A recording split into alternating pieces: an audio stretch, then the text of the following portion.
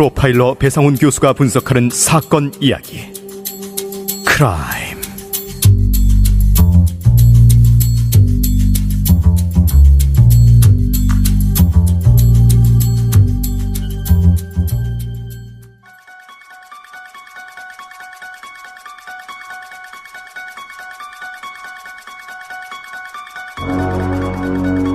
안녕하세요. 이곳은 크라임 전 진행을 맡고 있는 김PD입니다. 청취자 여러분들 반갑습니다. 날카롭고 정확한 분석으로 대한민국의 정의를 세우고 계시는 대한민국 1호 프로파일러 배상훈 교수님을 모십니다. 안녕하세요. 배상훈 교수입니다. 반갑습니다. 예, 교수님 반갑습니다. 네. 저희가 시작 전에요. 지금 그 성신맹아원 사건의 청원 때문에 저희가 지금 그 김은순 전 사무국장님, 청주교단의 김은순 전 사무국장님과 잠시 전화 연결을 통해서 지금 대법원 판결 이후에 저희가 할 수 있는 방법에 대해서 좀 이야기를 나눠보도록 하겠습니다. 네. 네, 안녕하세요. 예, 안녕하세요. 저는 청주에 살고 있는 그냥 평범한 시민 김은순이에요. 네. 그리고 이제 천주교 신자고요. 세례명은 프란치스카라고 해요. 네. 이 천주교구의 정의평화위원회, 이게 어떤 단체고 어떤 일을 하는 건가요? 예, 정의평화위원회를 정의구현 사제단하고 이렇게 혼돈하시는 분들이 있는데요. 네. 저희 정의평화위원회는 교황청 직속 기구고 각 나라별로 주교회의 정의평화위원회가 있어요. 네. 어쨌든 정의평화위원회는 말 그대로 그 설립한 목적이 사회 전반적인 사회, 정치, 경제, 문화 이런 모든 분야에 있어서 인간의 존엄성과 또 정의와 평화를 실현하는 데 그 목적이 있다 보니까 구원의 길에 있는 인간을 돕는 어떤 사회봉사 그런 일을 하고 있죠. 네, 근데 이거를 그만두셨다고요? 어떤 일 때문에 그만두셨나요? 올해 4월 달에 저희 지역에서 부활 전에 사제 폭행 사건이 있었는데요. 네. 물론 피해자와 쌍방 과실은 있었지만 사제가 어쨌든 과음을 하고 일반인을 무차별하게 폭행한 결과 네. 피해자가 이제 평생 장애를 입고 살아가야 되는 좀 안타까운 처지에 네. 이렇게 놓이게 되었었는데 사제는 구속되지 않았고 형사처벌도 받지를 않았어요. 네. 그러니까 합의금 1,000만 원으로다가 이제 보상으로서 이렇게 마무리된 것 같은데요. 어쨌든 저는 또 이런 직책을 갖고 있다 보니까 시민들의 원성, 이런 항의 전화를 참 많이 받았는데 그런 정평의 차원에서 사무처에 면담을 요청했는데 이렇게 거절을 당했어요. 네.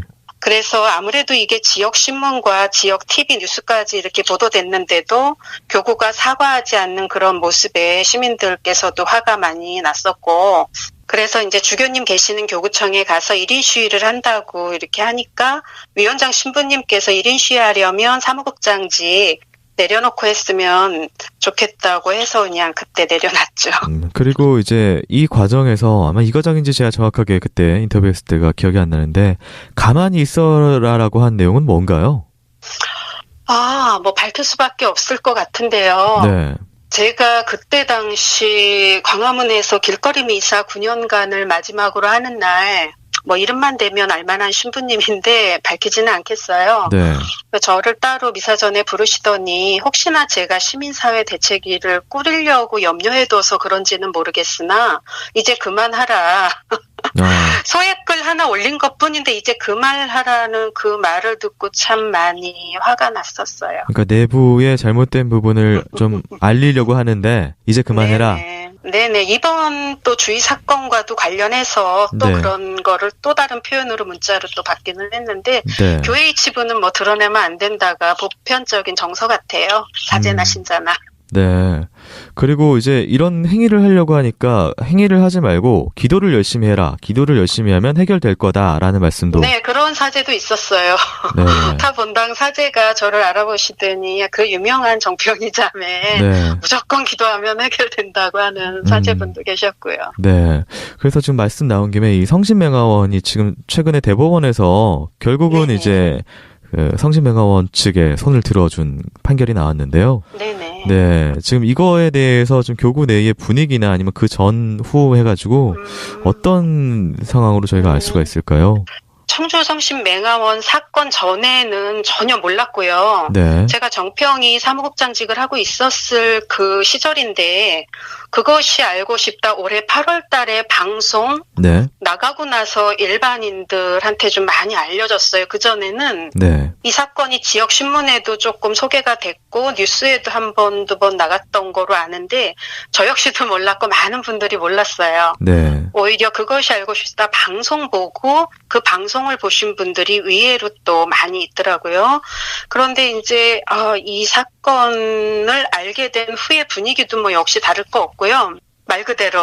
네. 조용히 있어라, 아닙니까? 예. 어쨌든 제가 그래서 정말 부모님께 속죄하는 마음 또 교회에 저항하는 마음으로 택할 수 있었던 게 1인 시위였는데 네. 1인 시위를 하면서 지켜본 저의 모습 또 이게 카톨릭 프레스나 지역신문에 나갔거든요. 제가 1인 시위하는 기사가. 네. 그거를 본 한 사제가 9년 전 교리신학원에서 만나서 지금까지 그 신부님을 돕고 따랐던 신부님이 네. 교회에 부모 형제 자식의 치부를 동네방네 떠들어대는 자가 어디 있느냐고 이렇게 문자를 보내오셔서 참 마음이 굉장히 아팠었는데 네. 또 이런 뭐 지금 제가 청원을 했는데 그 청원글을 갖다가 어떤 타본당 신부님한테 네. 보내드리니까 어떤 본당 형제가 역시 그 신부님마저도 네. 이제 소위 말하면 안 좋은 이런 거를 들쑤셔거려 놓는 제가 적그리스도처럼 네. 적그리스도라는 표현까지 나왔나요? 아니 직접적인 건 아닌데 네. 이건 제 표현이고요. 야, 네네. 그런 식으로 해서 제가 몰아붙였다. 완전히, 네. 교회를 갖다가 파괴하는 자로 네. 그렇게 해서 옥신각신 싸웠다는 말도 이제 어제 들었는데요. 네. 방금 말씀 나오신 그 청원을 많은 분들께서 아직 모르고 계실 것 같아요. 무슨 청원이 어떻게 진행 중인지. 예, 대법원 판결 끝나고 나서 주위 어머님이 제가 같이 있었는데요. 정말 실신하면서 오열을 하셨는데 어머님 말씀이 제 가슴에 잊혀지지가 않아요. 네. 힘이 없어서 법에 호소했는데 이제 어디다가 하소연하냐고 참 울으셨는데 부모님이 포기하지 않는다면 할 수 있는 모든 것 동원해가지고 저 역시 힘이 되어드리고 싶었는데 네. 저 역시도 마음이 좀 추스릴 그런 시간이 필요했고 11월 22일 날 청와대에 청원을 넣었어요. 네. 그게 20만 명 정도 청원 서명이 이루어지면 청와대에서 직접 조사를 할 수 있는 어떤 기회가 된다고 그래서 네. 할 수 있는 게 지금은 어떻게 없어요. 재심을 청구해 보려고 해도 네. 지금 현실에서 쉽지가 네. 않고 재심이 힘드니까요. 예, 네. 너무 힘드니까 개인이 또 그거를 하기가 네. 여러 조건들이 그래서 제가 할 수 있는 건 이런 거라도 해서 좀 알려서 더 많은 사람들이 청원이 이루어져서 정말 이렇게 피해 보시는 분들이 없도록 하고 싶은 그런 바람입니다. 네, 청원을 할 수 있는 방법을 이제 저희가 링크도 올리겠지만 네, 이제 검색어를 뭘 입력하면 어디로 들어가서 가능할까요? 예, 충주 성심 맹아원 네. 또 충주 성심 맹아학교만 치면 바로 네. 연결이 돼요. 네, 검색에 나오니까 그걸 타고 들어가서 네네. 청원에 힘을 보태주시면 된다. 네네. 그러면은 이제 충주성심 맹아학교 김주희 양의 의문사 사건 직접 조사에 재심 도와주십시오 했는데 네. 이게 길잖아요. 충주성심 맹아원만 쳐도 바로 나와요. 네, 알겠습니다. 이걸 가지고 이제 저희가 20만 명의 시민들의 힘이 모이면은 네, 이게 청원이 청와대에서 응답을 할 수밖에 없는 그런 시스템이다. 네. 그런데 제가 청원글을 올리고부터 사이트가 네. 페이스북 계정이 굉장히 불안정하고 있어요. 네. 왜 그런지는 모르겠지만 특정인 사람들한테 보내면 그게 링크가 걸어지지가 않고 스팸으로 뜨기도 하고 굉장히 지금 불안정한 상태에 있어요. 네, 좀 왜 그런지는 모르겠어요. 이상하네요. 네, 네. 알겠습니다. 제가 사실 당일날 대법원 판결이 10시 10분인가 나온다고 해서 제 뉴스를 새로 고침하다가 이제 기사가 제목이 딱 뜬 걸 보고 탄식이 나왔거든요. 그리고 네. 그날 오후께 이제 아버님하고 통화를 했는데 아버님께서는 물론은 힘이 없으시긴 했지만 그래도 끝까지 포기 안 하고 또 다른 방법을 네네. 또 찾아보겠다라고 당시에 말씀을 하셨거든요. 그러니까 네네. 부모님들 역시 지금 물론 힘이 많이 빠지셨겠지만 여전히 포기하지 않고 계시기 때문에 또 많은 분들께서 이 사건 같이 또 끝까지 이 청원에 힘을 보태서 힘을 모아주셨으면 하는 전 개인적인 바람이네요. 네네. 네네. 알겠습니다. 선생님, 너무 감사합니다. 네, 이렇게, 항상 몸담았던 곳에서 어떻게 보면은 몸을 돌리고 나와서 이렇게 하기가 사실은 쉽지 않잖아요. 쉽지 않은 것보다 저 역시도 네. 2015년도 12월에 살인미수죄가 해당하는 사건을 네. 직접 겪고 피해자로 1년을 살아본 그 시절이 네. 주위 부모님의 그 심정이 얼마만큼 제가 어느 정도는 좀 공감할 수 있겠더라고요. 네. 그래서 제 문제처럼 다가왔고 미약한 힘이 났다나 정말 보석하는 마음으로 돕고 싶었어요. 네, 알겠습니다. 감사합니다. 이렇게 또 오늘 전화 연결을 해주셔서 감사하고요. 또 청취자분들께 네, 뜻이 많이 전달된 것 같습니다. 네, 고맙습니다. 네, 선생님, 감사합니다. 예, 고맙습니다. 네, 이렇게 좀 저희가 통화 연결을 좀 맞춰봤고요. 다시 또 저희 사건으로 되돌아와 보도록 하겠습니다. 어머님을 좀 모시고 이야기를 이어갈게요. 네, 어머님 안녕하세요. 네, 안녕하세요. 네. 어머님 좀 힘든 이야기를 저희가 지금 계속 하고 있어서요. 지금 저희가 사실은 이게 이야기를 한다는 것 자체도 어머님께 좀 신뢰스러운 부분이 있어서 좀 조심스러운데 어머님 계속 이야기 나눈 부분에 대해서는 속에 있는 이야기 하고 계시는 거죠? 네. 네. 알겠습니다. 2부에도 이어서 지금 아직 앞에서 못 나눈 이야기 다 청취자 여러분들께 가감없이 좀 말씀을 해주시길 좀 부탁드리도록 하겠습니다. 네. 자, 그럼 본격적인 사건 속으로 들어가 보도록 하겠습니다.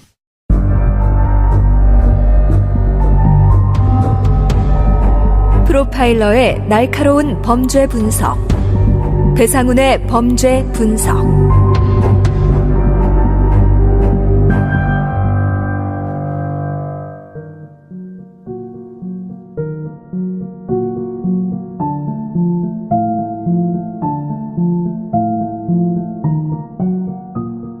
수사당국에서는 둘을 내연 관계라고 지칭했습니다. 하지만 실제는 어떤 관계였을까? 경찰은 2005년 6월 15일 피의자 이 과장과 피해자 황인희 양의 컴퓨터를 압수해 분석에 들어갔습니다. 6월 20일 최 경장은 수사보고서에 피의자의 컴퓨터에 황인희 양이 보낸 메시지가 있었고 피해자의 컴퓨터에서는 아무 흔적이 나오지 않았다고 했습니다.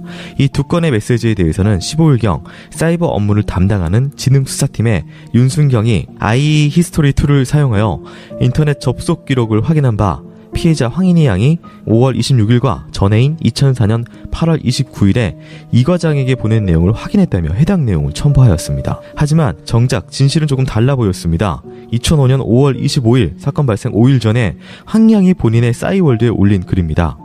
사는 게 너무 괴로움. 제발 나를 가만히 놔두라고. 누가 날 좀 구해줘. 5월 28일 황인희 양은 눈 밑에 상처와 온몸에 멍이 든 상태로 들어왔습니다. 어머니가 무슨 일이냐고 추궁을 하자 이 과장과 상갓집에 갔다가 교통사고를 당했다고 했지만 어머니는 딸이 거짓말하고 있다고 직감했습니다. 어머니는 과천경찰서에 그 시간에 교통사고가 있었는지를 물어봤고 없다는 대답을 들었습니다. 2006년 1월 피의자의 변호인인 이상구 변호사가 제출한 황인희 양이 이 과장에게 보냈다는 자필 메모입니다. 감사해요. 이 많은 사람들 중에 하나의 의미가 될 수 있는 단 한 사람을 알게 됐음을 감사해요. 사랑하는 사람과 어긋나지 않고 계속 만날 수 있음을 감사하세요. 이후 후략합니다. 이상구 변호사는 다음과 같이 확인서를 썼습니다.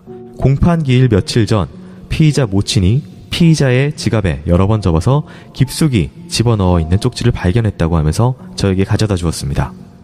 어머니는 도무지 딸의 글씨가 아닌 편지가 딸이 전한 연서처럼 법정에서 다뤄지는 것이 답답했습니다. 그러던 어느 날 문득 이상구 변호인이 쓴 피의자 재산 목록 문서를 보다가 낯익은 글씨체가 보였습니다. 피의자의 주소를 수기로 쓴 글씨체를 보고 번뜩 이상구 변호사가 제출한 황인희 양의 메모를 다시 보았습니다. 글씨가 너무 똑같았습니다. 갑자기 소름이 돋았다고 했습니다. 어머니는 직접 사설 감정가에게 서류를 주고 감정을 맡겼습니다.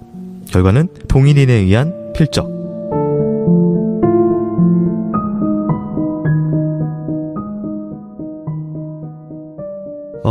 지금 이게 뭔가 이 관계에 관계돼가지고 재판상에 이 이상구 변호사라고 저희가 지칭하고 있는 변호사가 먼저 사이버 공간상에서 뭔가 연서를 보냈다라고 하는 부분하고 그다음에 직접 그 수기로 썼다고 하면 감사해요라고 하는 이 내용에 이걸 보냈는데 어머님이 이걸 보다가 딸의 글씨가 아니었다라고 느끼셨다고요. 네.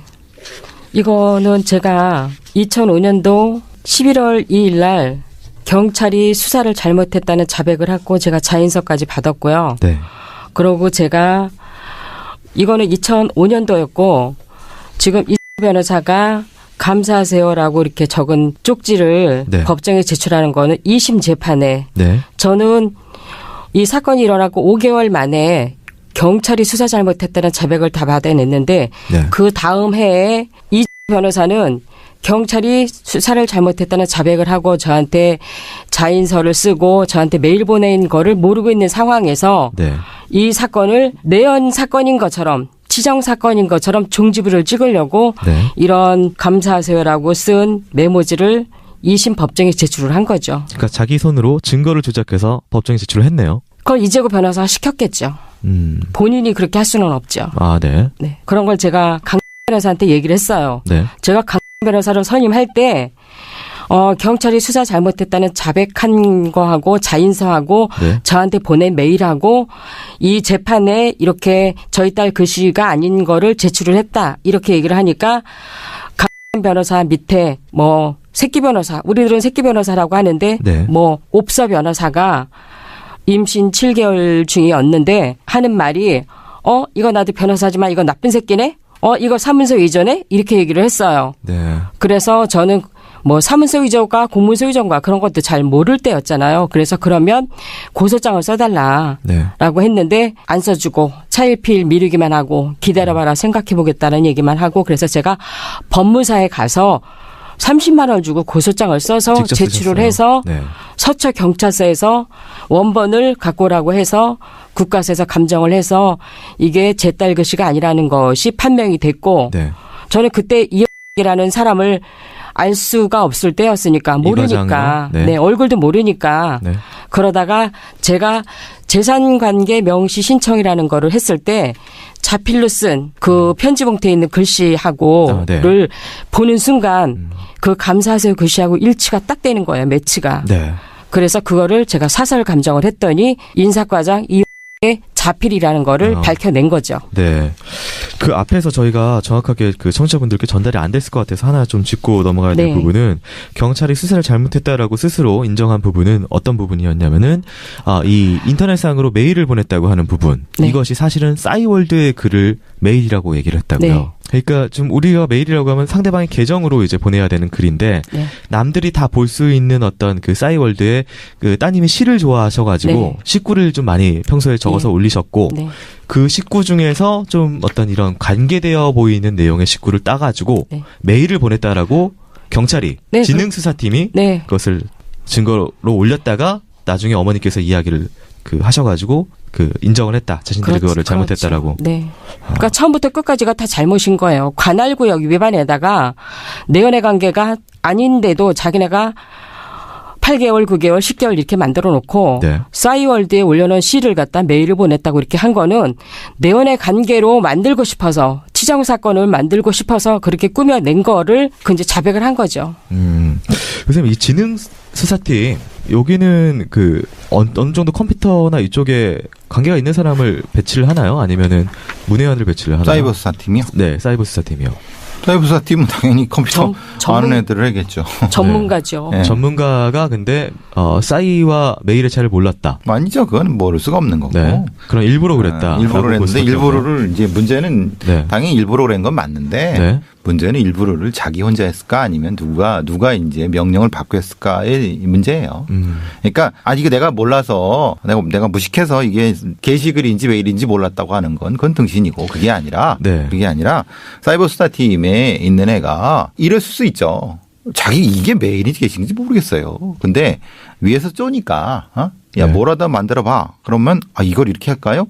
라고 했을 수는 있다는 얘기예요. 네. 그러니까 이런 거죠. 사이버 수사팀의 경장, 경사 이런 애들이 지 모가지가 달릴 수도 있는 거를 네네. 그냥 몰라서 무식해서 이렇게라고 하는 것은 말이 안 된다는 거죠. 네. 그러면은 검사나 아니면은 다른 쪽에서 야 이거 내가 책임질게 그냥 올려라고 했다고 하면 말이 되는 거죠. 네. 이건 증거가 없어요. 그렇지만은 이랬다는 증거는 없어요. 근데 나도 수사를 해본 사람 입장에서 사이버 수사팀의 팀원의 입장에서 네.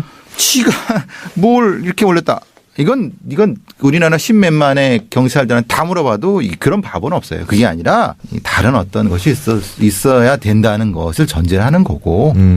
그리고 제가 이제 윤 검사를 찾아가서 만나서 싸이월드가 메일 보내는 거냐 이렇게 물어보니까 단추로 웃을 이렇게 헤치면서 네. 나 옷 벗을 각오됐으니까 맘대로 해봐 이러고 저한테 굉장히 되들었어요. 의미 있는 말을 했네요. 네. 교수님 저 이거는 사실은 제가 알았습니다, 몰랐습니다라고 대답을 해야 될 그 질문을 내가 옷 벗을 각오가 돼 있다라는 뜬금없는 대답을 합니다. 옷 벗을 각오라고 하는 것은 뭐 흔히 말하는 이 사건의 본인이 생각하기 이 사건의 중요도를 얘기를 하는 거겠죠. 그 중요도가 무엇을 의미하는지는 모르겠지만은 네.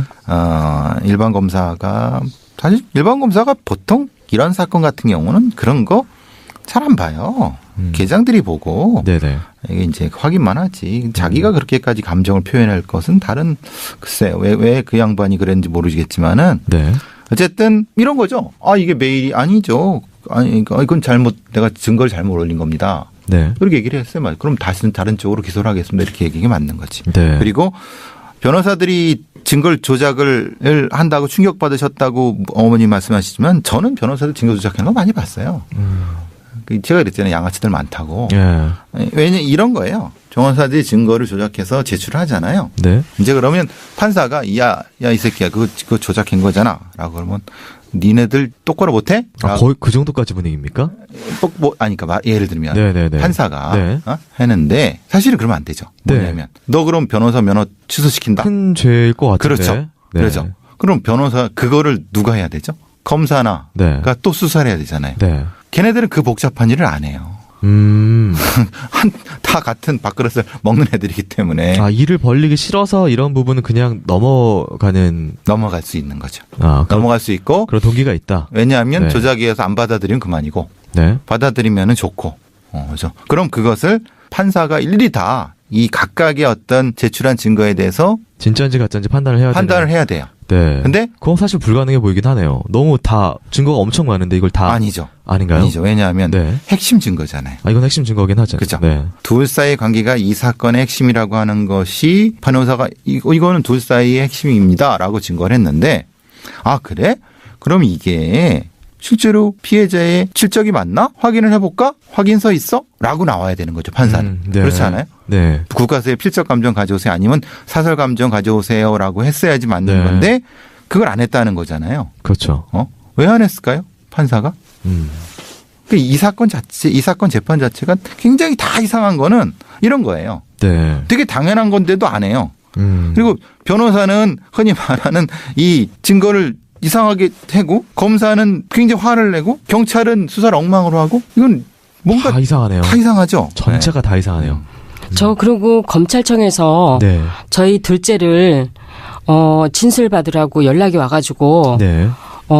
저를 부른 게 아니라 저희 딸을 불렀어요. 둘째를. 네. 그래갖고 저하고 남편하고 딸하고 이제 같이 원주 검찰청에 검사실에 들어갔어요. 그랬더니 이 당시 수사 검사가 어쨌든 경찰도 수사를 엉터리로 했지만 검사도 중요한 거잖아요. 기소를 하나 안 하나 이런 것 중요한데 네. 이 검사가 저한테 저는 어쨌든 그런 검찰청 같은 데를 처음 가니까 뭐 너무 아무것도 모르고 떨리고 그러고 갔는데 그 검찰이 저한테 한 얘기가 너무 어이가 없었어요. 가해자 가족도 어떻게 보면 피해자다. 이렇게 말을 해갖고 이게 도대체 무슨 말인가. 너무 어이가 없었고. 네.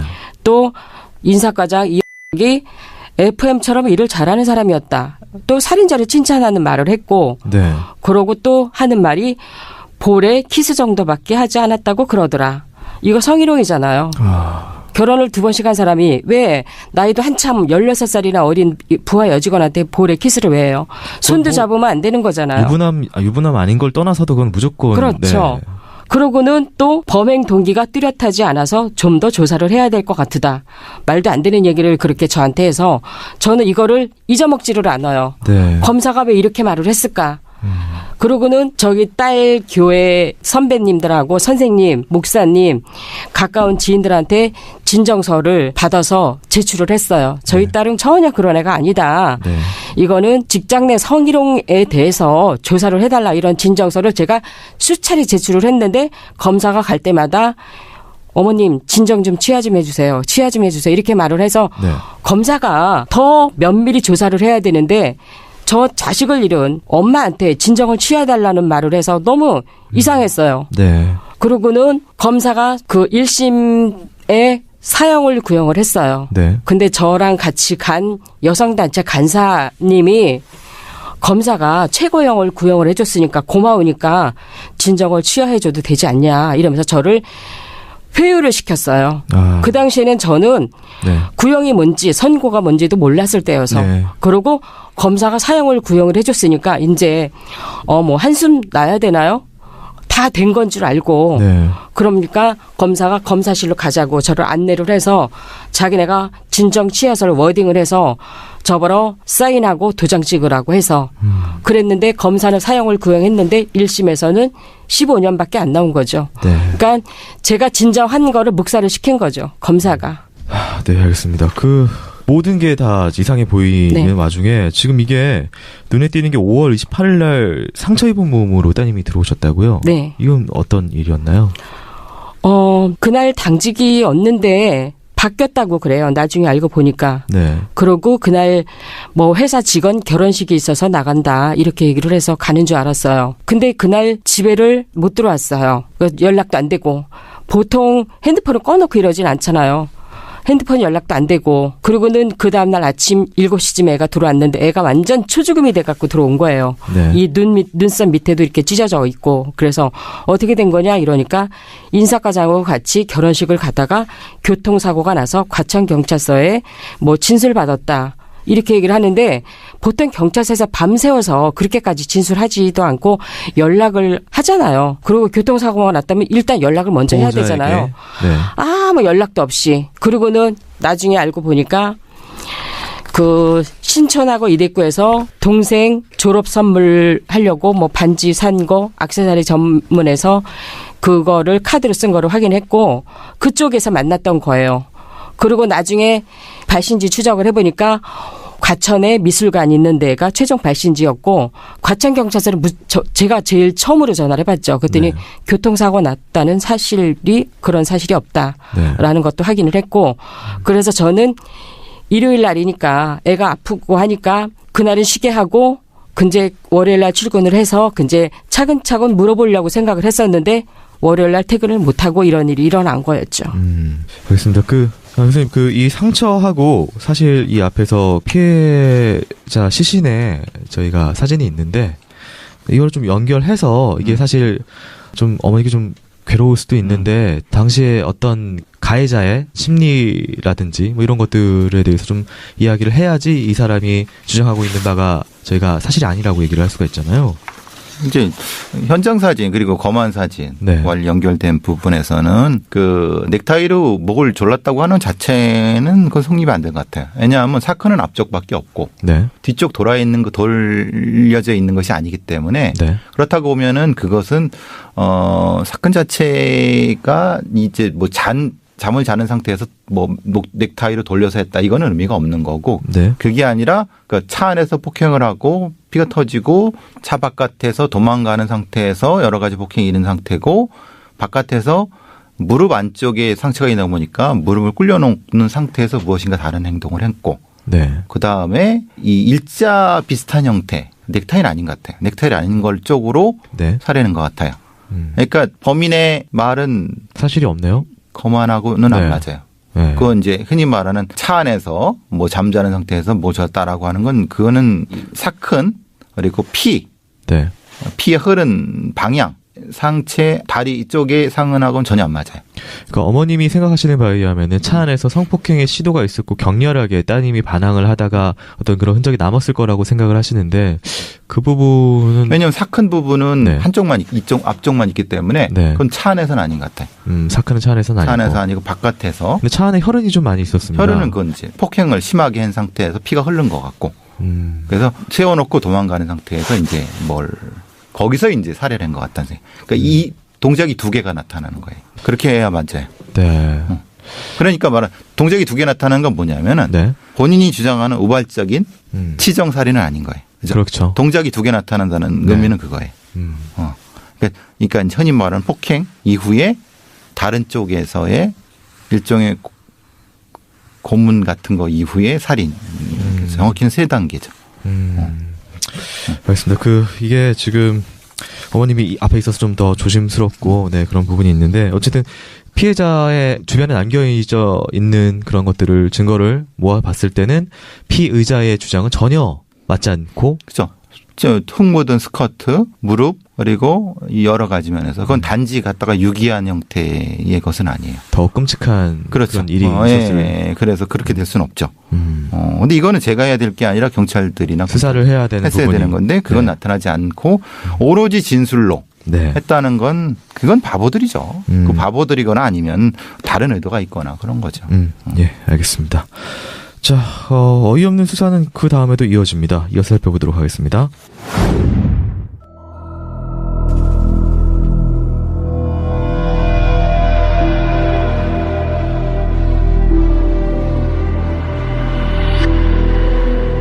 판결 전 조사서는 소년 교도소 및 소년원 수용자와 범죄를 저지른 청소년을 선도할 목적으로 가정 환경, 범행 동기를 면접, 자료 분석, 사실 조회 확인 등을 통해 조사하는 것입니다. 그런데 춘천 보호관찰소 원주지소에서 39살의 피의자 이 과장에 대한 판결 전 조사서를 작성합니다. 내용은 황인희 양이 이 과장이 유부남인지 알고도 만났고 심지어 유부남 이 씨와 그 전 남자친구를 동시에 만나고 있었다는 것입니다. 이 문제로 인해 분노가 폭발한 피의자가 자기 차량에서 황인희 양을 우발적으로 죽였다고 적혀 있습니다. 어머니가 황당했던 것은 이 외에도 본 적도 없는 피의자의 부모가 자신과 합의를 시도했었고 어머니가 피해 보상으로 소송을 진행한 상태라는 전혀 사실과 무관한 내용들이 적혀 있었기 때문입니다. 또한 황인희 양이 동생이 언니가 직장 상사와 자주 만났다고 본인이 한 적 없는 이야기도 기술되어 있었습니다. 실제 보호관찰소는 피해자 가족과 3분도 안 되는 짧은 통화만 하였습니다. 그러면서 이상하게 피의자에 대한 묘사는 긍정적인 표현이 많았습니다. 세심한 성격의 소유자로 주관이 뚜렷하며 남에게 지길 싫어하는 성격으로 승부욕이 강함, 초등학교 재학 시절 반장을 2번이나 할 정도로 학교 생활에 모범적이었고 고등학교 재학 당시 담임 선생님이 이런 학생을 아들로 두었으니 어머니는 별 걱정이 없으시겠습니다 라고 칭찬을 할 정도로 모범적인 학교 생활을 했다고 진술함. 교우관계도 좋다고 적혀있고 피의자의 주장은 어떤 코멘트도 없이 주장하는 바를 그냥 기술했습니다. 다분히 가해자의 가족들의 진술이나 주장을 그냥 있는 대로 기술한 것입니다. 마지막 페이지인 조사자 의견에는 이렇게까지 적혀 있었습니다. 비록 사람을 죽인 것은 용서될 수 없는 범죄이며 이 부분에 대해서는 이에 상응한 처벌을 받아야 하는 것은 당연하지만 계획된 범행이 아닌 순간 감정이 격해져 일어난 범행으로 보이며 본 범행에 대해 많이 뉘우치고 있는 점 등을 감안하는 것이 좋을 것으로 판단됩니다. 판단의 근거는 따로 기술되어 있지 않았습니다.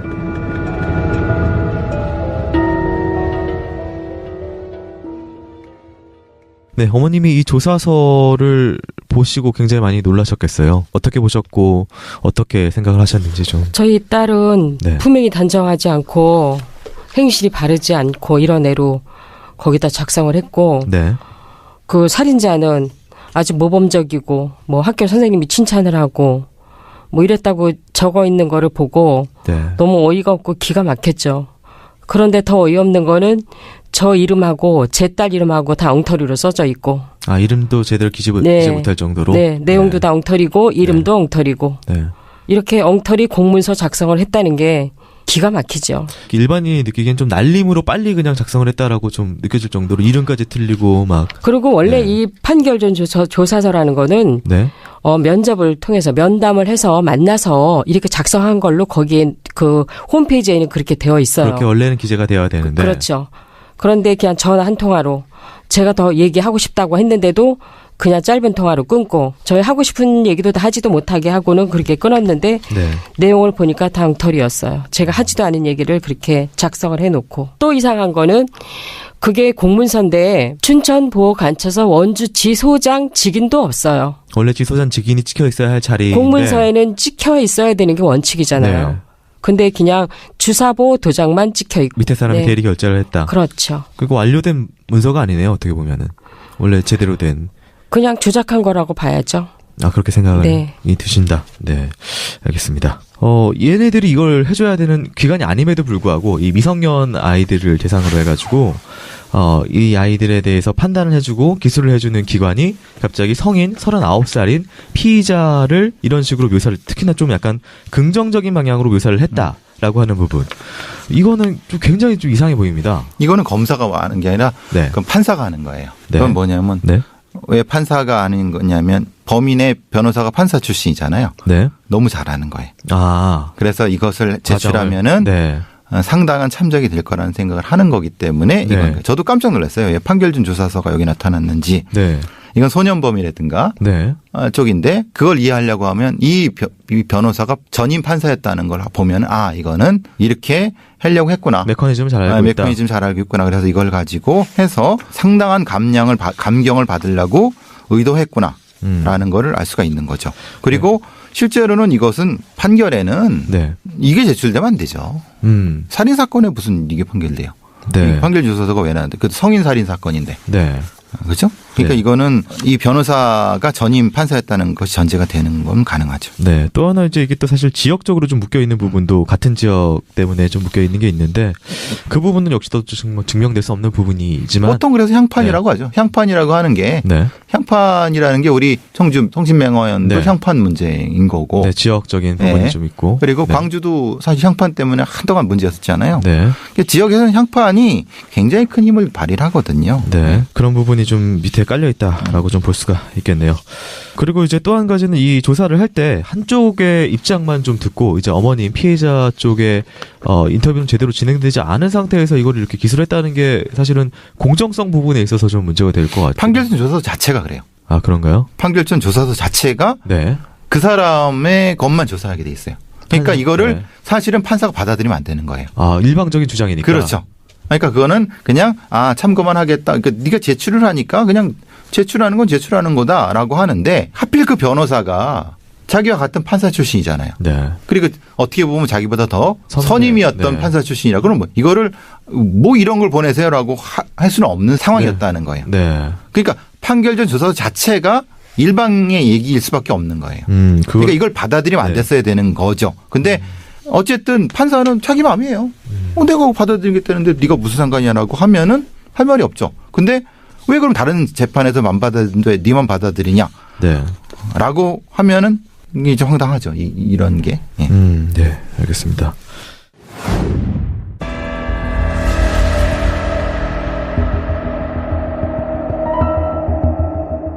이심에서 황인희 양의 고교 동창이자 이후로 친하게 지낸 친구 유양이 증인으로 신청됩니다. 유양은 황인희 양과 함께 있던 자리에서 가해자 이 과장이 왔던 상황에 대해서 진술했습니다. 윤 양의 진술입니다. 이 과장은 인희를 힘들게 하는 사람은 다른 부서로 보내버리겠다고 말하는 등 권력을 과시하는 말투를 사용하는 것으로 봐서 힘이 있는 자리에 있다는 생각이 들었고요. 인희의 환심을 사려고 한다는 생각을 했어요. 이 과장이 가고 나서 더 이야기하는 중에 인희가 당시 남자친구를 만난 것에 대해서 이 과장이 사사건건 간섭을 해서 회사 생활이 힘들다는 말을 들었었어요. 윤 양은 황인희 양이 이 과장 때문에 회사를 그만두고 싶어 했다고 증언했습니다. 변론 조서에는 다른 내용도 등장을 합니다. 회사 식당의 지배인인 송 씨는 이렇게 말했습니다. 당시 황인희 양의 남자친구는 같은 회사 식당의 요리사였고 황인희 양은 이 과장이라는 상사의 싫은 태도를 굳이 이겨내면서까지 남자친구인 이 윤군과 사귀기를 원치 않았던 것으로 보입니다. 하지만 사측에서는 마지막까지 이 사건을 회사와 분리하려고 한 정황이 있습니다. 어머니가 회사를 찾아갔을 때 회사의 대표는 이 사건에 관해서는 회사에서 아무것도 해줄 것이 없습니다라고 말했습니다. 계속해서 따지는 어머니는 충격적인 이야기를 듣습니다. 그는 손가락을 들어 같이 온 황인희 양의 여동생을 가리키며 한마디 했습니다. 저기 딸이 또 있지 않습니까?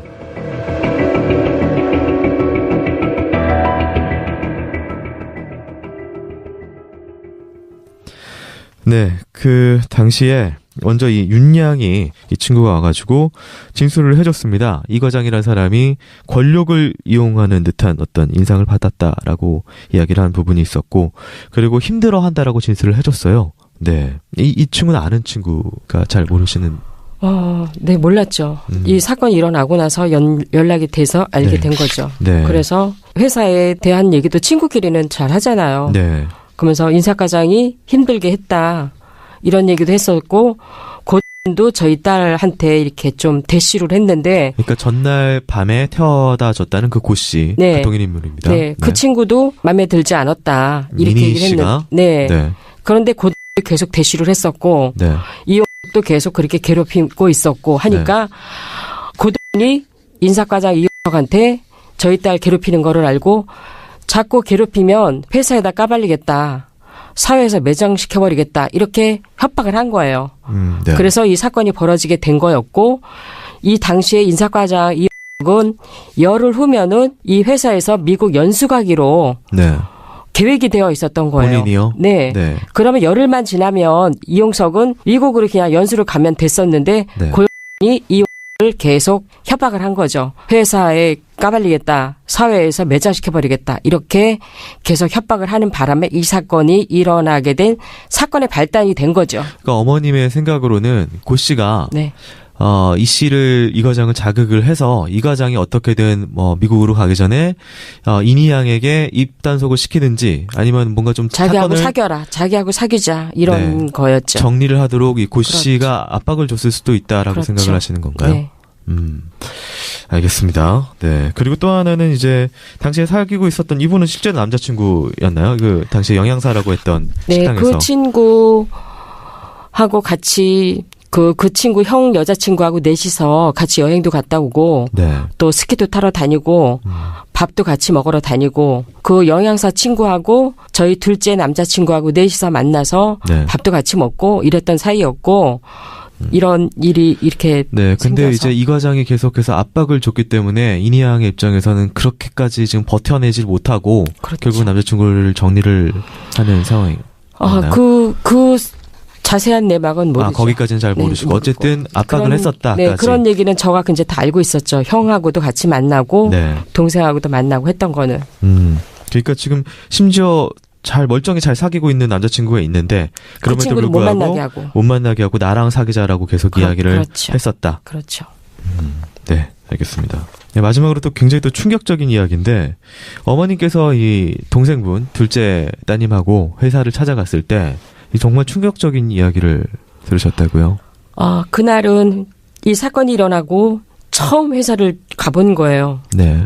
그런데 어쨌든 제일 사장을 만나야 되니까 사장실을 찾았는데 그 본사 건물 앞에서 사장실이 어디냐고 물어보니까 2층이라 그래서 2층으로 올라갔는데 다른 쪽 방을 안내하면서 거기서 기다려라 이러면서 시간을 막 이렇게 보내고 있었어요. 그래서 그랬더니 나중에 임원진들하고 다 왔어요. 네. 그래서 제가 첫 마디가 내 딸 살려내라. 어떻게 할 거냐. 이렇게 얘기를 했더니 저희 딸이 9개월 동안 모셨던 사장이라는 사람이 네. 저희 둘째를 가리키면서 저기 딸 또 있지 않냐.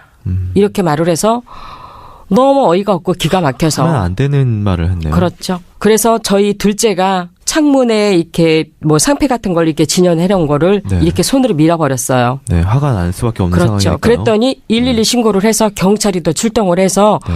경찰이 뭐 동영상 촬영을 하고 막 찍고 막 그 딸을 잃어서 회사를 찾아갔는데 회사에서는 저희를 또 일 신고를 해서 저희를 그렇게 협박을 하고 있으니까 기가 막힌 일이죠. 네. 근데 나중에 알고 보니까 그 사람도 딸이 있다고 누가 네티즌이 얘기를 해주더라고요.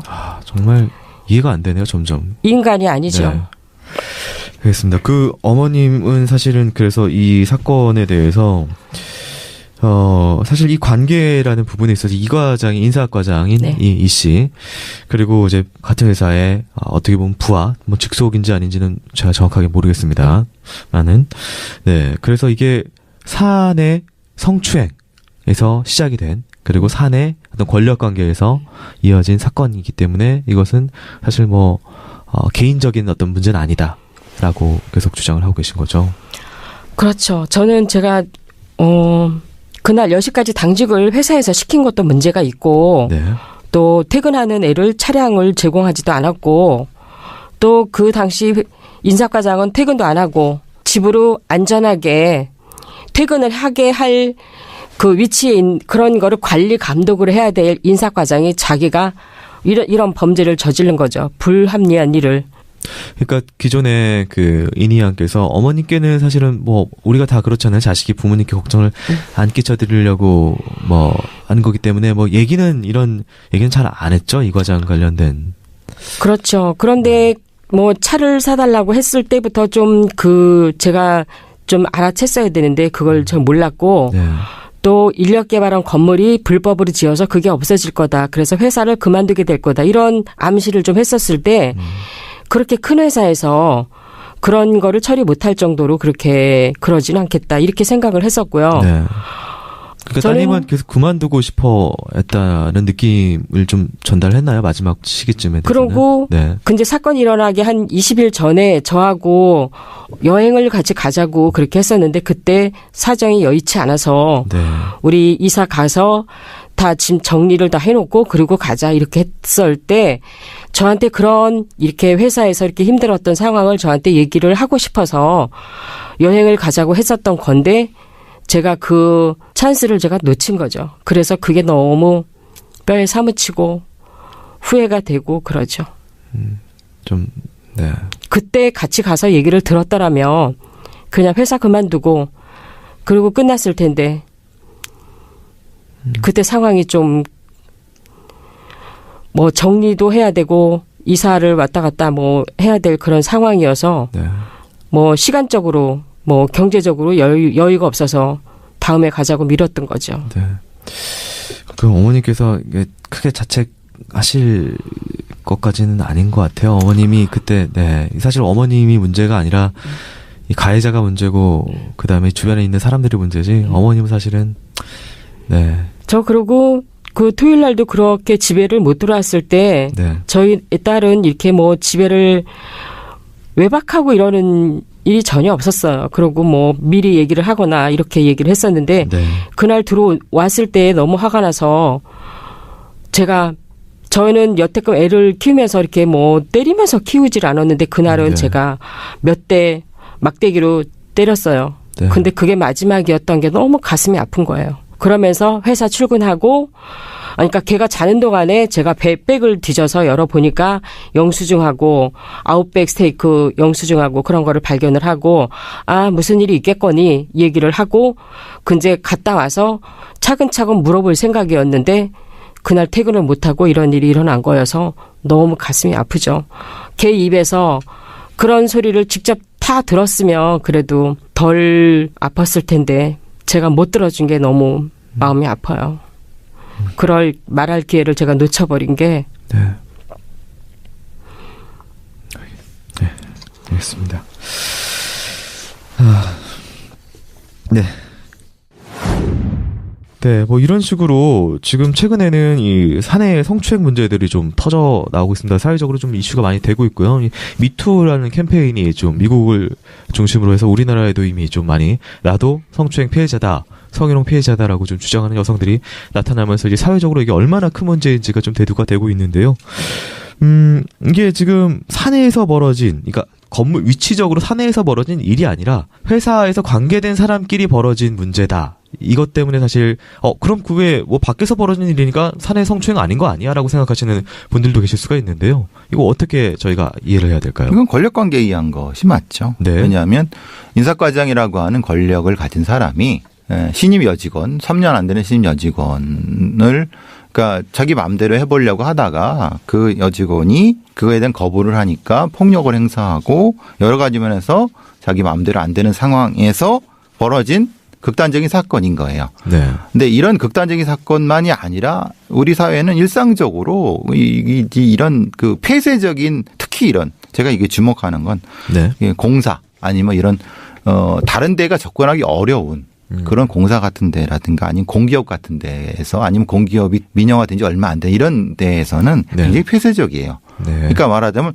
입사 자체도 서로 아는 사람들 남자들끼리 서로 주고받는 관계들 네. 이런 상태에서는 그것이 이제 내부 고발자가 있기 어려운 이런 회사들이 많거든요. 네. 그런 상태에서 그냥 들어온 지 얼마 안 되는 흔히 말하는 여직원을 쉽게 생각하는 거죠. 네. 마음대로 할 수 있다 생각해 갖고 하다가 안 되니까 폭력을 행사하는 그런 부분에 어떤 좀 상당히 그 좀 저열하고 비겁하고 네. 추잡한 그런 이런 남성 관료들이 사실 큰 문제죠. 네. 이 관리 감독이 안 돼요. 근데 이런 거는.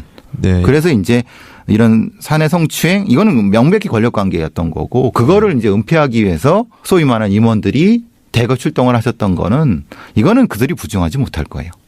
그건 자기네들이 이건 법적으로 불법이 아니다라고 주장할 수 있어도 네. 일정 정도 자기 회사를 보호하려고 했다는 건 부정하지 못할 거예요. 네. 알겠습니다.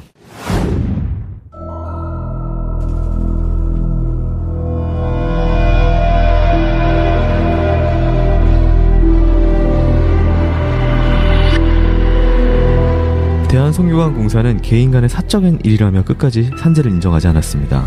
그런데 2012년 10월 돌연 위로금을 주겠다고 했습니다.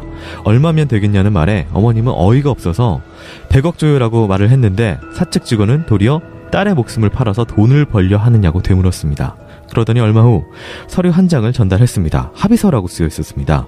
민형사상의 소송을 제기하지 않고 서적 출판이나 언론에 인터뷰를 하지 않으며 1인 시위나 집회를 하지 않는 조건으로 1억을 지급하겠다고 쓰여 있었습니다.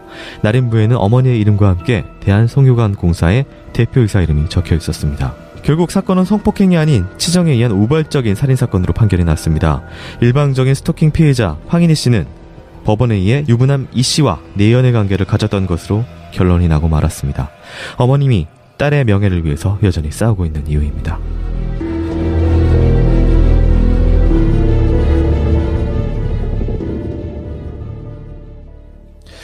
네, 이 위로금 관련돼서 어머님이 좀 하실 말씀이 있으실 것 같아요.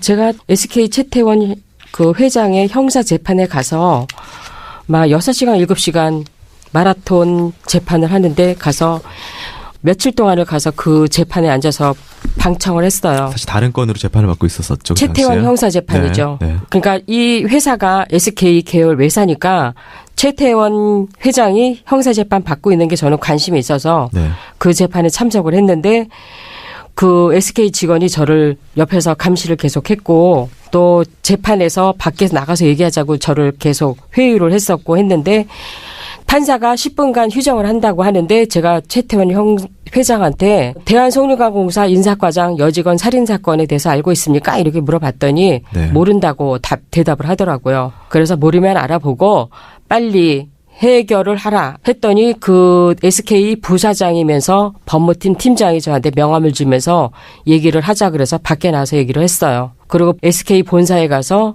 제가 이런 서류를 다 보여주면서 설명을 다 했고 네. 하니까 대한송유관공사하고 이제 연결을 시켜준 거예요. 네. 그래갖고 12차례를 만나면서 별별 얘기를 다 하고 저는 이제 좋은 의미로 얘기를 다 했죠. 이 사건을 빨리 해결해 달라는 얘기를 했는데 네. 회사에서는 책임질 의사가 전혀 없는 거예요. 네. 그러면서 마음이 조금 변했는지 위로금을 주겠다라는 얘기를 했어요. 그래서 그냥 줄 수는 없고 단서가 필요하다. 그래서 그럼 문서 작성해서 보내라 했더니 위로금이 합의서로 둔갑을 거죠. 해서 네. 거기 내용에 민형사상의 일단 소송 제기를 하지 않겠다. 소송 제기를 하지 않고 네. 언론에 인터뷰하지 않고 뭐 서적 출판하지 않고 뭐 제가 인터넷에 올렸던 거를 다 삭제하고 네. 이런 조건으로 1억을 주겠다고 해서 그러면 제가 그랬어요.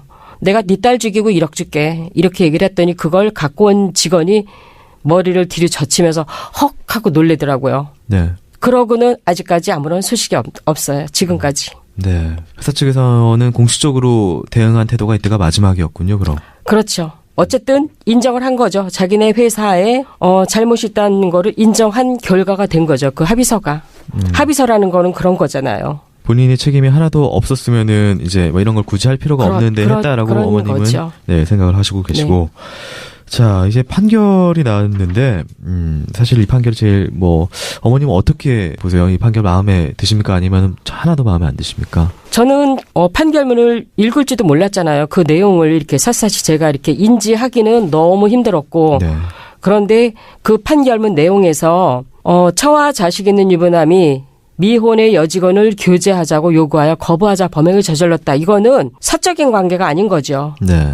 그리고 내연의 관계 치정 사건이 아닌 거라는 거는 명시가 되어 있다는 거를 그 판결문에 기재가 되어 있던 거였어요. 네, 그 의도로 생각을 네, 하시고. 그런데도 제가 너무 힘들었던 거는 네. 경찰이 수사 기록에 내연의 관계라고 도배를 해놓은 거하고 또 경찰들이 언론에 기자들한테 일부러 의도적으로 브리핑 자료하고 공조수사 보고서를 기자들한테 배포를 해서 네. 이렇게 치정사건인 것처럼 언론에 보도가 됐던 게 너무 네. 저는 가슴이 아팠던 거예요. 네, 사실 수사 중이었고 초반에 아직 뭐 밝혀진 꼭꼭 네, 없이 아무것도 몰랐을 때였고. 네, 가해자의 진술만을 가지고 치정이라고 그냥 언론에 다 그렇죠. 발표를 했다. 그리고 저희 딸은 목숨을 잃고 또 이렇게 명예까지 더럽혀지고 네.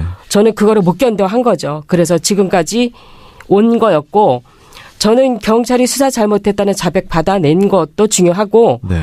그리고 살인자 인사과장이 감사하세요라는 쪽지를 그거를 형사법정에 제출한 것도 제가 국가수 감정하고 사설 감정을 해서 그게 본인 자필이라는 걸 밝혀내고 근로복지공단 성남지사에 산재 신청을 했는데 업무와 관련이 없는 사적인 관계여서 산재 부지급을 했는데 어머님 자기네는 고생 많이 하셨겠네요. 이렇게 얘기를 하면서 자기네는 도와줄 수 있는 게 없다. 재심을 해라. 이렇게 얘기를 해요. 네. 재판하는 게 인터넷 게임하는 건 줄 아냐. 네. 어떻게 그렇게 무책임한 대답을 하냐 이랬더니 저를 업무방해로 112 신고를 해서 저를 뒤로 수갑을 채워서 유치장에 11시간 감금당하고 답답한 일이죠. 좀 세상이 많이 원망스러우셨겠어요. 아무도 지금 뭐 이걸 도와줘야 될 사람들은 도와주지 않고 오히려 어머님 힘으로 지금 다 헤쳐나오신 거잖아요. 네. 누가 지금 제일 원망스러우신 건가요? 대한송유관공사죠. 지금 벌써 12년 하고도 6개월이 돼 오네요. 며칠 있으면 6개월인 거네. 꽉 네. 차게. 저는 이게 사실은 어머님을 뵙고 여러 번 뵙고 통화하고 저는 그랬었잖아요, 사전에. 근데 그러면서 이제 어머님이 지금의 어머님이 되신 것 같이 느껴졌어요. 그러니까 어머님은 이렇게 싸울 수밖에 없는 전사로 만든 어머님 혼자서 싸울 수밖에 없도록 내모은 사법체계, 변호사들, 회사, 근로복지공단 모두 이하 모든 어떤 그런 조직들이 어머님이 이렇게 나서지 않도록 해야 되는데 어머님이 이렇게 강하게 변할 수밖에 없게 그들이 이렇게 만든 것 같아서 굉장히 마음이 아프더라고요. 그 사람들이 저를 도와줘야 될 사람인데 네. 저를 네. 또 이렇게 힘들게 만들어 놓은 거죠. 네. 그게 어이가 없는 거고. 그래서 그 부분이 저는 제일 또 어머님을 보면은 안타깝게 느껴졌던 부분이 옆에서 그냥 지켜보면서. 그렇죠. 네. 네. 알겠습니다. 이렇게 시스템이 굉장히, 이건 누구에게나 벌어질 수 있는, 일인 것 같습니다. 네. 사건을 좀 정리를 하도록 하겠습니다. 네. 이런 부분하고 좀 정리를 해서 이 사건을 좀 전체적으로 좀 정리를 해 주시죠. 이런 사건을 볼 때 사실 굉장히 답답한 겁니다. 그러니까, 옛날에 이제 뭐 재심이라는 영화도 있고 아니면 네. 예전에 여러 가지 이런 사건이 있어요. 처음에 이 경찰이나 아니면 초기 진술 단계에서 굉장히 황당한 글자가 터지는데, 그러니까 네. 붙여지는데 그게 우리 보통 상식으로는 위로 올라가면은 이게 수정될 거라고 생각하잖아요. 정정될 거라고 생각하잖아요. 근데 수사기관, 사법기관, 권력기관에서는 절대 그렇게 안 합니다. 그러니까 처음에 경찰이 내용관계라고 해서 그러면 내용관 아니야라고 하니까 바꿀 거라고 생각하잖아요. 근데 검찰 단계에서 바꿀 거 저 안 맡겨요. 또 검찰에서 이걸 부정했다 해서 판결 단계에서 그걸 안 바뀌어요. 네. 왜 그러냐면 이건 역으로 봐야 되는 거예요. 왜 이 왁구, 이거 일본말 써서 죄송합니다. 네네. 왜 누군가가 이 왁구를 짜는 것 자체가 사실은 문제였던 거예요. 최초에. 네, 최초에. 네. 왜냐하면 이거는 이 왁구는 치정의의 살인이 되기를 누군가가 바랬던 거고, 그래서 그것을 벗어나려고 했던 어떤 경찰이 이건 일반 치정 사건 아닌데? 라고 해도 뒤로 넘어가면 아닌 거예요. 다시 또 치정이 되는 거고. 그러니까 누군가가 계속 그런 힘을 작용을 이러는 거죠. 한국의 어떤 수사 시스템과 사법 시스템 중에 가장 민낯이 이런 사건이에요. 네. 무엇인가 가장 정의를 찾을 것 같지만은 실제로 사람들을 만나보면은 검사든 경찰이든 소위 이른바 자기가 자기 스스로 유명하다고는 인권 변호사라고 하는 그런 인간들도 어떤 또 하나의 판사 출신의 변호사들도 보면은 저 새끼들은 다 한 통속이구나. 같은 밥그릇을 같이 처먹고 있구나. 라는 생각이 드는 것은 네. 어머님만의 느낌은 아닐 거예요. 보통 사람들이 느끼는 느낌일 거예요. 저도 그렇게 느껴요. 네. 그냥 참 갑갑한 부분들이죠. 이건 시스템이 바뀌지 않는 한 이거는 바뀌지 않아요. 그래서 참 이런 사건이 참 답답한 부분이 많습니다. 어머님께 지금 여전히 싸우고 계십니다. 어머님은 아직 사과를 받아내실 생각이시고요. 아직 여전히 싸우고 계신 과정 중에 있고. 재판 진행 중이기도 하고요. 네네. 네. 그래서 어머님께 좀 힘을 저희가 어떻게든 좀 드릴까 하다가 뭐 딱히 저희가 뭐 실질적으로는 저희도 사실 능력이 뭐 사법기관도 아니고 능력이 없기 때문에 그러니까 여러분 청취자 여러분들께 많이 이 사실을 알려드리고 또 청취자 여러분들께서 이 에피소드에 후원을 해주시면은 이 후원금을 전액 다 어머니 유미자 어머님께 전달을 해드리도록 하겠습니다. 네, 에피소드 많은 후원 부탁드리고 많은 공유로 이 사건을 많은 분들이 알 수 있도록 좀 여러분들께서 좀 도와주세요. 후원을 또 계좌로 하실 분들이 있습니다. 계좌를 또 요새 하면서 응원의 메시지 같이 문구를 또 적어주실 수가 있거든요. 네. 그러니까 어머니 계좌도 또 알려드리도록 하겠습니다. 네, 신한은행이고요. 110-434-712-104 110-434-712-104 네, 공지란을 통해서 또 계좌번호 또 문자 텍스트로 확인할 수 있도록 좀 올려드리도록 하겠습니다. 어머니께 좀 많은 힘들 여러분들께 좀 주셨으면 좋겠습니다. 네. 저희가 한 2시간 좀 넘는 좀 시간 동안 이야기를 좀 나눴는데요. 마지막으로 어머님께서 청취자 여러분들께 하실 말씀 있으면 하고 마치도록 하겠습니다. 저는 대한송유관공사에서 저희 딸하고 저희 가족한테 정중한 사죄하고 책임을 묻겠다고 빨리 연락이 왔으면 좋겠어요. 그래야 이 사건이 끝나고 저도 그냥 정상적인 생활로 돌아가고 싶고 또 이런 사건이 많이 알려져서 저희 딸 같은 피해자가 더 이상 생기지 않았으면 하고 그게 제일 큰 바람이었고 그런 걸 알려서 저 같은 피해자가 없게 하기 위해서 제가 여태껏 포기를 안 하고 지금까지 왔어요. 네, 어머님이 버텨오신 그 지난한 세월이 사실은 버틴 사람이 아니면은 그게 아무도 감히 상상이 안 될 것 같긴 합니다. 그래서 어머님 버텨오신 것만으로도 저는 일단 어머니가 얼만큼 따님을 사랑했는지가 느껴지고요.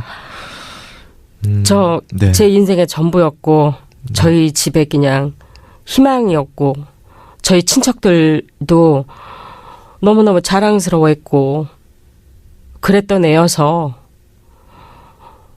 지금도 그냥 옆에 있는 것 같고 퇴근해서 집에 올 것 같고 아직도 그래요. 네. 네. 여러분들께서 어머니 마음을 좀 느껴지셨으리라 생각이 듭니다. 네. 이 방송 또 다시 한번 거듭 많은 분들께 공유 좀 부탁드리도록 하겠습니다. 일단 방송은 여기서 마치도록 할게요, 어머니. 네. 네. 고맙습니다. 네. 끝까지 힘내겠습니다. 네. 감사합니다. 청취자 여러분들 감사합니다. 그 감사하세요 글씨하고 일치가 딱 되는 거예요. 매치가. 네. 그래서 그거를 제가 사설 감정을 했더니 인사과장 이의 자필이라는 거를 밝혀낸 거죠. 네.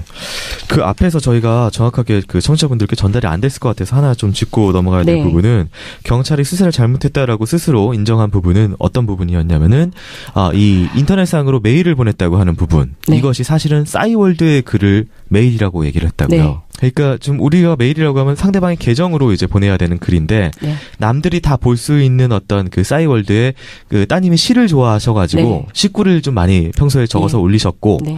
그 식구 중에서 좀 어떤 이런 관계되어 보이는 내용의 식구를 따가지고 네. 메일을 보냈다라고 경찰이 네. 지능수사팀이 네. 그것을 증거로 올렸다가 나중에 어머니께서 이야기를 하셔가지고 인정을 했다. 자신들이 그거를 잘못했다라고. 네.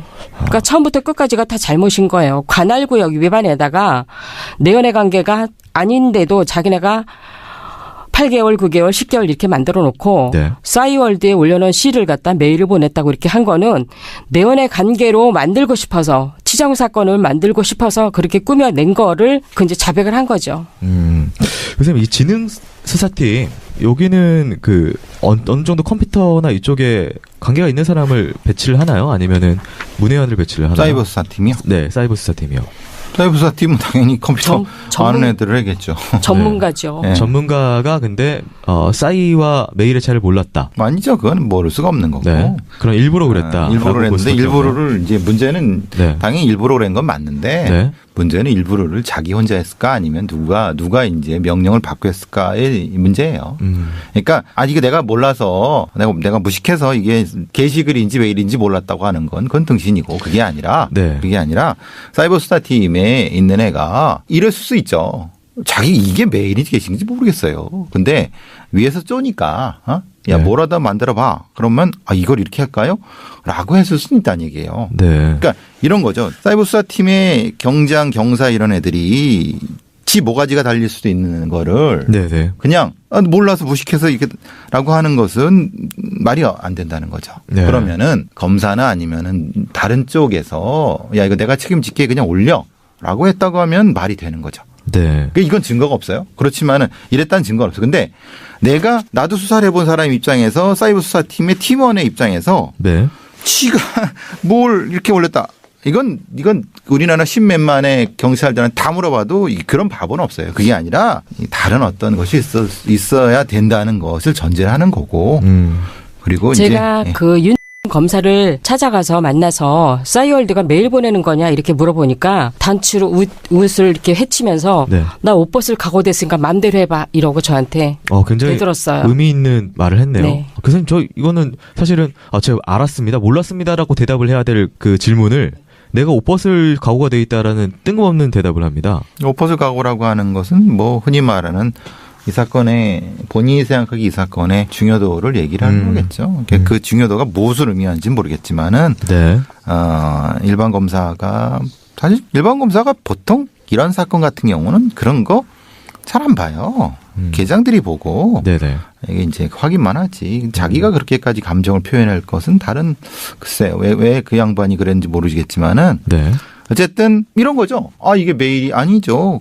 이건 내가 증거를 잘못 올린 겁니다. 네. 그렇게 얘기를 했어요. 그럼 다시는 다른 쪽으로 기소를 하겠습니다. 이렇게 얘기가 맞는 거지. 네. 그리고 변호사들이 증거 조작을 한다고 충격받으셨다고 어머니 말씀하시지만 저는 변호사들 증거 조작하는 거 많이 봤어요. 제가 그랬잖아요. 양아치들 많다고. 예. 왜냐면 이런 거예요. 변호사들이 증거를 조작해서 제출을 하잖아요. 네. 이제 그러면 판사가 야 이 새끼야 그거 조작한 거잖아. 라고 그러면 니네들 똑바로 못해? 거의 그 정도까지 분위기입니까? 그러니까 예를 들면 네네네. 판사가 네. 했는데 사실은 그러면 안 되죠. 네. 뭐냐면 너 그럼 변호사 면허 취소시킨다. 큰 죄일 것 같은데. 그렇죠. 네. 그렇죠. 그럼 변호사 그거를 누가 해야 되죠? 검사나 네. 그러니까 또 수사를 해야 되잖아요. 네. 걔네들은 그 복잡한 일을 안 해요. 다 같은 밥그릇을 먹는 애들이기 때문에 일을 벌리기 싫어서 이런 부분은 그냥 넘어갈 수 있는 거죠.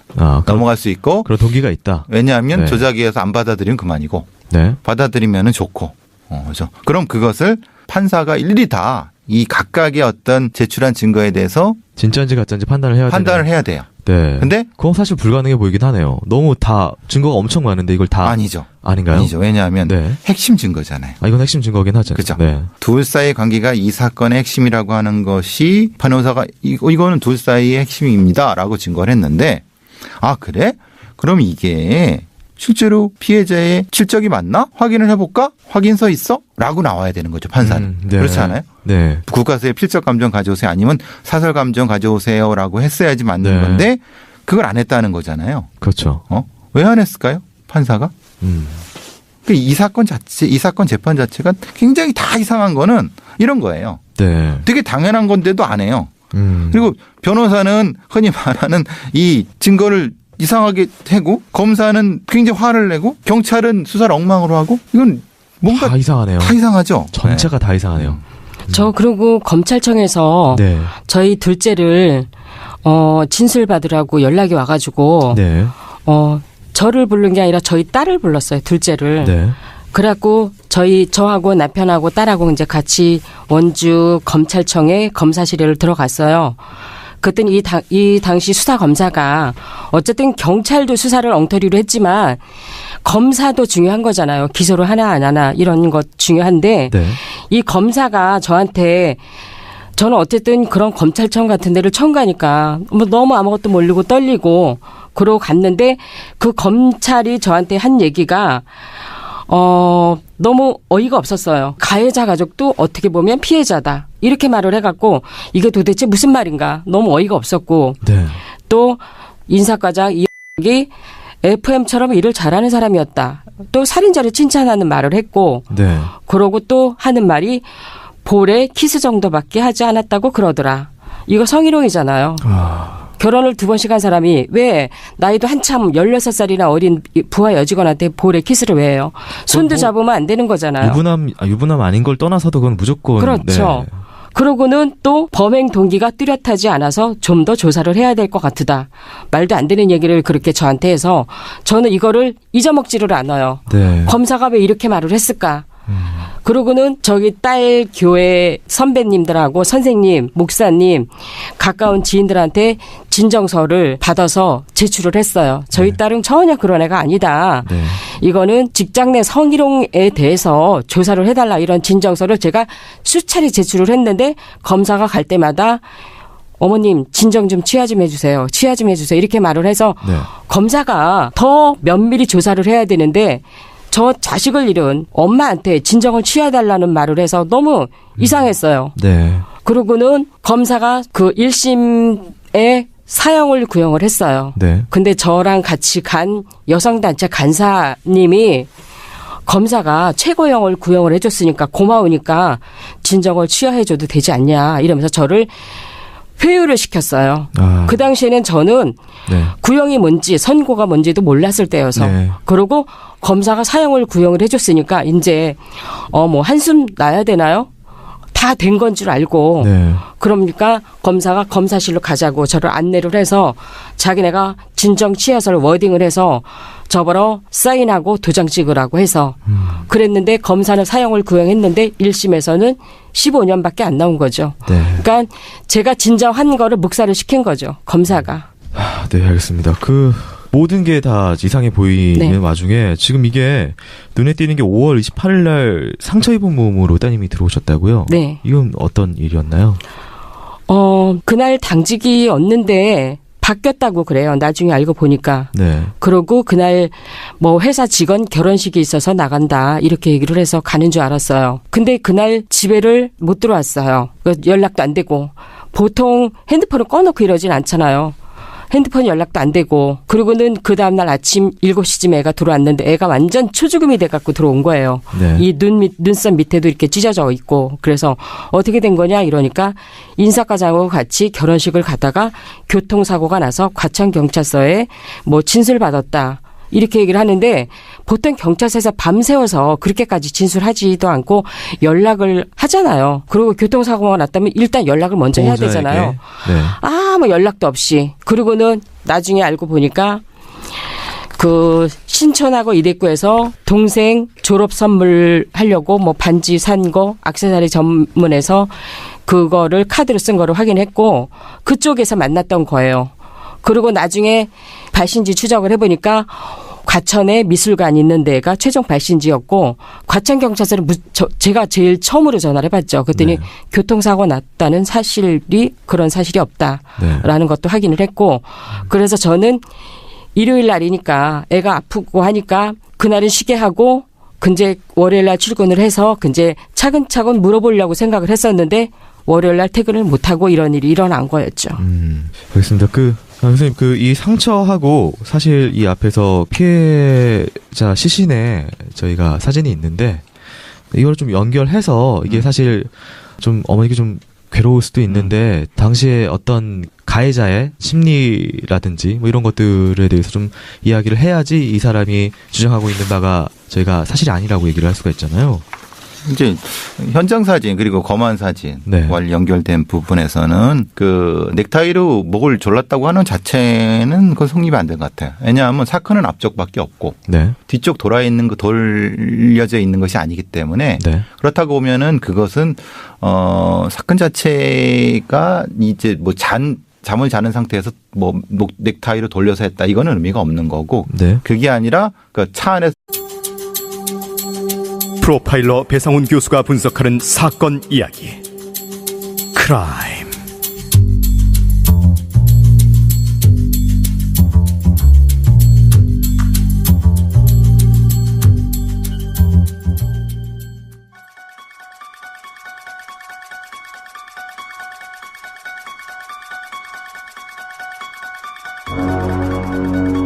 안녕하세요. 이곳은 크라임 전 진행을 맡고 있는 김 PD입니다. 청취자 여러분들 반갑습니다.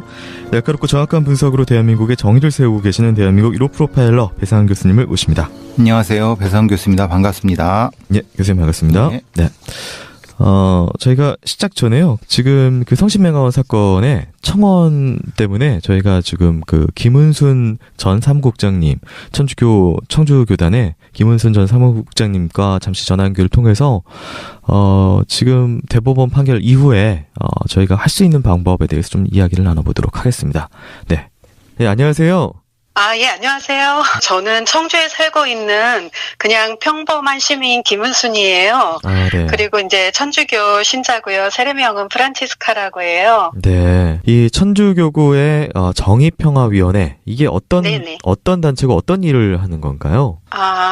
예, 정의평화위원회를 정의구현 사제단하고 이렇게 혼돈하시는 분들이 있는데요. 네. 저희 정의평화위원회는 교황청 직속 기구고 각 나라별로 주교회의 정의평화위원회가 있어요. 네. 어쨌든 정의평화위원회는 말 그대로 그 설립한 목적이 사회 전반적인 사회, 정치, 경제, 문화 이런 모든 분야에 있어서 인간의 존엄성과 또 정의와 평화를 실현하는데 그 목적이 있다 보니까 구원의 길에 있는 인간을 돕는 어떤 사회봉사 그런 일을 하고 있죠. 네, 근데 이거를 그만두셨다고요? 어떤 일 때문에 그만두셨나요? 올해 4월 달에 저희 지역에서 부활 전에 사제 폭행 사건이 있었는데요. 네. 물론 피해자와 쌍방 과실은 있었지만 사제가 어쨌든 과음을 하고 일반인을 무차별하게 폭행한 결과 네. 피해자가 이제 평생 장애를 입고 살아가야 되는 좀 안타까운 처지에 네. 이렇게 놓이게 되었었는데 사제는 구속되지 않았고 형사처벌도 받지를 않았어요. 네. 그러니까 합의금 1,000만 원으로다가 이제 보상으로서 이렇게 마무리된 것 같은데요. 어쨌든 저는 또 이런 직책을 갖고 있다 보니까 시민들의 원성, 이런 항의 전화를 참 많이 받았는데 그런 정평의 차원에서 사무처에 면담을 요청했는데 이렇게 거절을 당했어요. 네.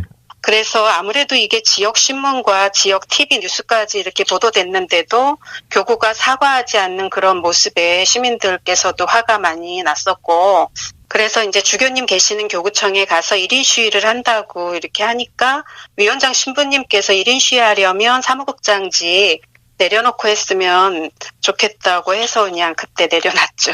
그리고 이제 이 과정에서 아마 이 과정인지 제가 정확하게 그때 인터뷰했을 때가 기억이 안 나는데 가만히 있어라라고 한 내용은 뭔가요? 뭐 밝힐 수밖에 없을 것 같은데요. 네. 제가 그때 당시 광화문에서 길거리 미사 9년간을 마지막으로 하는 날 이름만 대면 알만한 신부님인데 밝히지는 않겠어요. 네. 저를 따로 미사 전에 부르시더니 혹시나 제가 시민사회 대책위를 꾸리려고 염려해둬서 그런지는 모르겠으나 이제 그만하라. 소액글 하나 올린 것뿐인데 이제 그만하라는 그 말을 듣고 참 많이 화가 났었어요. 그러니까 내부의 잘못된 부분을 좀 알리려고 하는데 이제 그만해라. 네네. 이번 또 주의 사건과도 관련해서 또 네. 그런 거를 또 다른 표현으로 문자로 또 받기는 했는데 네. 교회의 치부는 드러내면 안 된다가 보편적인 정서 같아요. 사제나 신자나. 네. 그리고 이제 이런 행위를 하려고 하니까 행위를 하지 말고 기도를 열심히 해라. 기도를 열심히 하면 해결될 거다라는 말씀도. 네, 그런 사제도 있었어요. 네. 타 본당 사제가 저를 알아보시더니 그 유명한 정평이 자매 네. 무조건 기도하면 해결된다고 하는 사제분도 계셨고요. 네. 그래서 지금 말씀 나온 김에 이 성신맹아원이 지금 최근에 대법원에서 결국은 네네. 이제 그 성신맹아원 측에 손을 들어준 판결이 나왔는데요. 네네. 네. 지금 이거에 대해서 좀 교구 내의 분위기나 아니면 그 전후 해가지고 어떤 상황으로 저희가 알 수가 있을까요? 청주 성신맹아원 사건 전에는 전혀 몰랐고요. 네. 제가 정평이 사무국장직을 하고 있었을 그 시절인데 그것이 알고 싶다 올해 8월 달에 방송 네. 나가고 나서 일반인들한테 좀 많이 알려졌어요. 그전에는 네. 이 사건이 지역 신문에도 조금 소개가 됐고 뉴스에도 한 번, 두 번 나갔던 거로 아는데 저 역시도 몰랐고 많은 분들이 몰랐어요. 네. 오히려 그것이 알고 싶다 방송 보고 그 방송을 보신 분들이 의외로 또 많이 있더라고요. 그런데 이제 이 사건을 알게 된 후에 분위기도 역시 다를 거 없고요. 말 그대로. 네, 조용히 있어라입니까? 예. 어쨌든 제가 그래서 정말 부모님께 속죄하는 마음 또 교회에 저항하는 마음으로 택할 수 있... 자, 그럼 본격적인 사건 속으로 들어가 보도록 하겠습니다.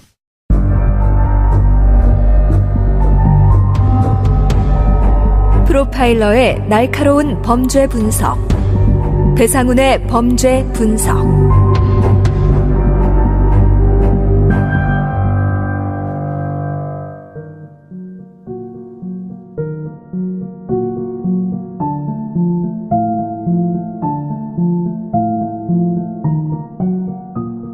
수사당국에서는 둘을 내연 관계라고 지칭했습니다. 하지만 실제는 어떤 관계였을까? 경찰은 2005년 6월 15일 피의자 이 과장과 피해자 황인희 양의 컴퓨터를 압수해 분석에 들어갔습니다. 6월 20일 최 경장은 수사보고서에 피의자의 컴퓨터에 황인희 양이 보낸 메시지가 있었고 피해자의 컴퓨터에서는 아무 흔적이 나오지 않았다고 했습니다.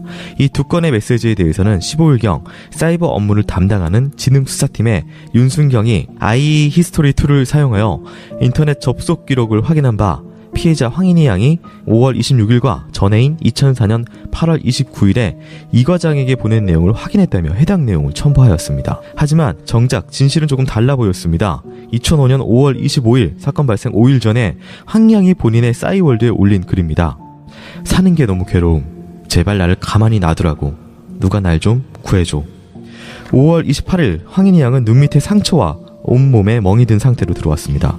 어머니가 무슨 일이냐고 추궁을 하자 이 과장과 상갓집에 갔다가 교통사고를 당했다고 했지만 어머니는 딸이 거짓말하고 있다고 직감했습니다.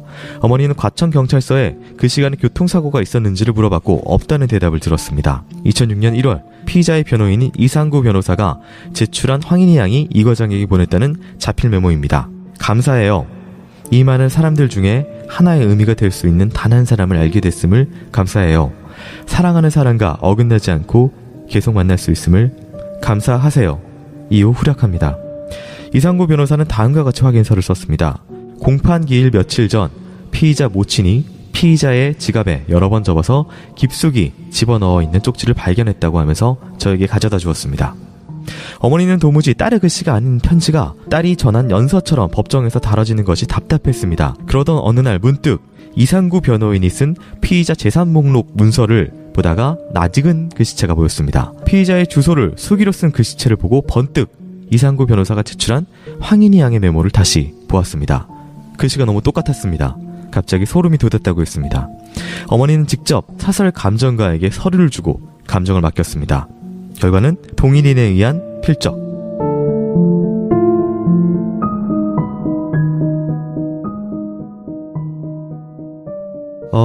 지금 이게 뭔가 이 관계에 관계돼가지고 재판상에 이 이상구 변호사라고 저희가 지칭하고 있는 변호사가 먼저 그 사이버 공간상에서 뭔가 연서를 보냈다라고 하는 부분하고 그다음에 직접 그 수기로 썼다고 하면 감사해요라고 하는 이 내용에 이걸 보냈는데 어머님이 이걸 보다가 딸의 글씨가 아니었다라고 느끼셨다고요. 네. 이거는 제가 2005년도 11월 2일 날 경찰이 수사를 잘못했다는 자백을 하고 제가 자인서까지 받았고요. 네. 그러고 제가 이거는 2005년도였고 지금 이 변호사가 감사하세요라고 이렇게 적은 쪽지를 네. 법정에 제출하는 거는 2심 재판에 네. 저는 이 사건이 일어나고 5개월 만에 경찰이 수사 잘못했다는 자백을 다 받아냈는데 네. 그 다음 해에 이 변호사는 경찰이 수사를 잘못했다는 자백을 하고 저한테 자인서를 쓰고 저한테 메일 보낸 거를 모르고 있는 상황에서 네. 이 사건을 내연 사건인 것처럼 치정 사건인 것처럼 종지부를 찍으려고 네. 이런 감사하세요라고 쓴 메모지를 2심 법정에 제출을 한 거죠. 그러니까 자기 손으로 증거를 조작해서 법정에 제출을 했네요. 그걸 이재구 변호사가 시켰겠죠. 본인이 그렇게 할 수는 없죠. 아, 네. 네. 그런 걸 제가 강 변호사한테 얘기를 했어요. 네. 제가 강 변호사로 선임할 때 경찰이 수사 잘못했다는 자백한 거하고 자인서하고 네. 저한테 보낸 메일하고 이 재판에 이렇게 저희 딸 글씨가 아닌 거를 제출을 했다. 이렇게 얘기를 하니까 강 변호사 밑에 뭐 새끼 변호사, 우리들은 새끼 변호사라고 하는데 네. 뭐 옵서 변호사가 임신 7개월 중이었는데 하는 말이 이거 나도 변호사지만 이거 나쁜 새끼네? 이거 사문서 위조네? 이렇게 얘기를 했어요. 네. 그래서 저는 뭐 사문서 위조가 공문서 위조인가 그런 것도 잘 모를 때였잖아요. 그래서 그러면 고소장을 써달라라고 네. 했는데 안 써주고 차일피일 미루기만 하고 기다려봐라 생각해보겠다는 얘기만 하고 그래서 제가 법무사에 가서 30만 원을 주고 고소장을 써서 직접 제출을 쓰셨어요? 해서 네. 서초 경찰서에서 원본을 갖고 오라고 해서 국가서에서 감정을 해서 이게 제 딸 글씨가 아니라는 것이 판명이 됐고 네. 저는 그때 이라는 사람을 알 수가 없을 때였으니까 모르니까 과장이요? 네. 네, 얼굴도 모르니까 네. 그러다가 제가 재산관계 명시 신청이라는 거를 했을 때 자필로 쓴 그 편지 봉투에 있는 글씨하고를 보는 순간 있었던 게 1인 시위였는데 네. 1인 시위를 하면서 지켜본 저의 모습 또 이게 가톨릭 프레스나 지역신문에 나갔거든요. 제가 1인 시위하는 기사가. 네.